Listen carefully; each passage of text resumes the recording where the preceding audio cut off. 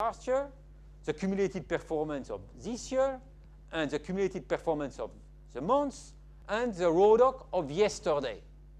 And so everything was available, was updated every day, and there was a plasma screen in the main lobby delivering permanently this information. So nothing was hidden anymore.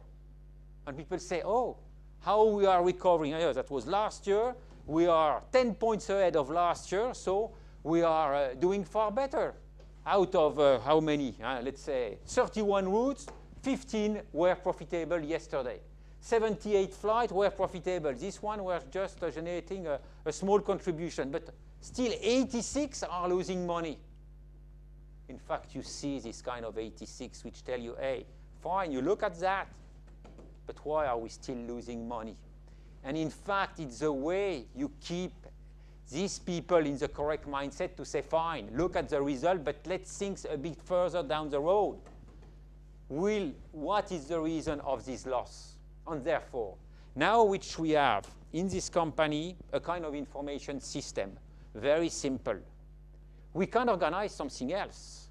We can organize something which will bring you one step further in the way you consolidate the building trust and confidence system of the company, is to organize a dialogue around the performance. And that was the last step where we organize what we have done here called the root business strategy meeting.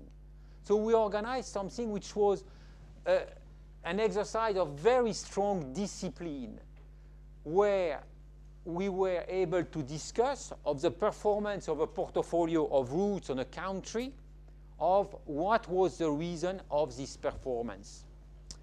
But people say, yeah, everybody is doing that. Not so. Because what was the big difference was the preparation.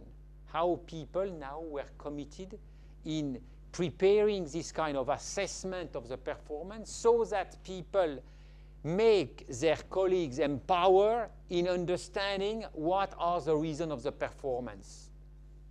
I take this image which I borrow from Dassault Systèmes because Dassault Systèmes is the world specialist of 3D.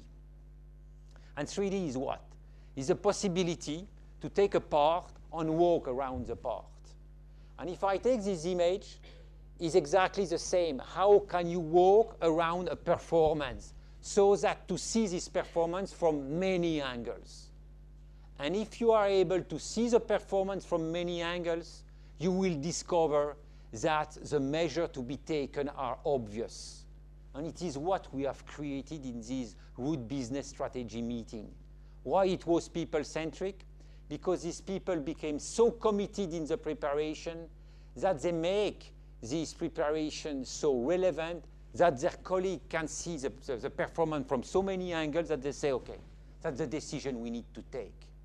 So we didn't talk about irrelevant things. They say, no, no, it's obvious, we have understood.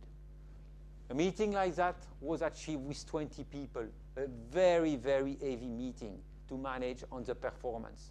20 people, a lot of discipline in the preparation, and the result was the following.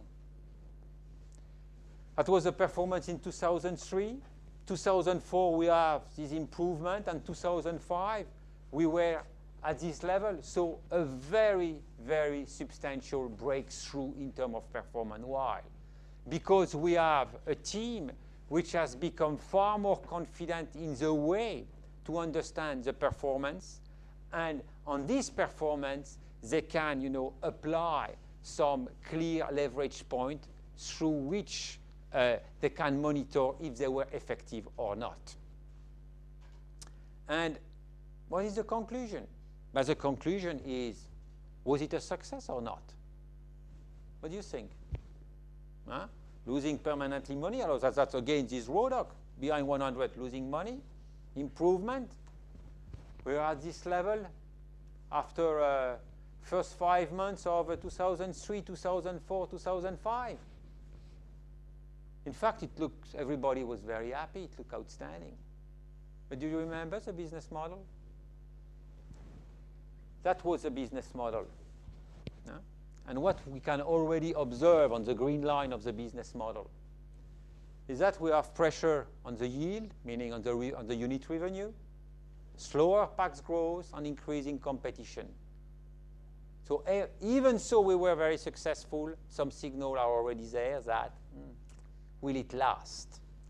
And the second thing, on this part, on the cost, why have we been able to be so successful?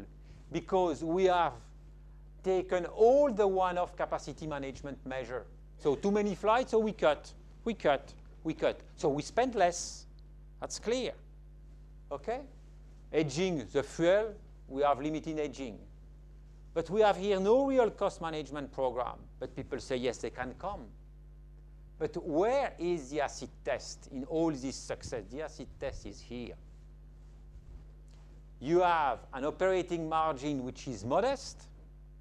And in the turnaround, the question is, what is the origin of your operating let's say, of your EBIT? What is the origin of your EBIT? And the origin was what? Exceptional results. Too much exceptional results. So the point is, are these exceptional results helping you to prepare the future? But here you observe something. The fleet renewal was not yet affordable. So consequently, we are in a situation where the success is quite interesting. The press is saying it is an outstanding success. But when you are in the heart of this success, you say, my friend, you have already some warning signals that the success can, or that the signal can turn into an handicap if you don't take right now the correct measures. Do you remember the 86 routes which were off flight, or 12 routes which were losing money? So in fact, it means that certainly a restructuring at that time, even so we were in a successful situation, were necessary.